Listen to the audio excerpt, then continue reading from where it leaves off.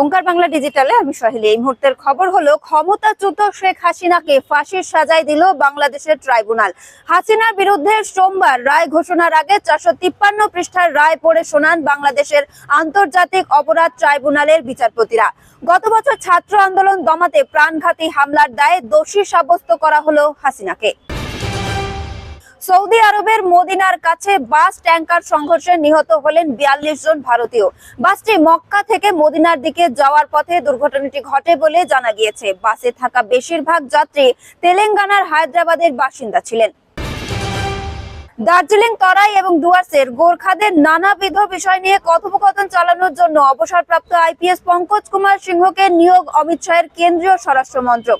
সেই সিদ্ধান্তকে অসাংবিধানিক এবং স্বেচ্ছাচারী বলে মন্তব্য করে প্রধানমন্ত্রী নরেন্দ্র মোদীকে আবারও চিঠি দিলেন মমতা বন্দ্যোপাধ্যায়। এরকমই আরো আপডেটের জন্য নজর রাখুন ওঙ্কার বাংলা ডিজিটালে।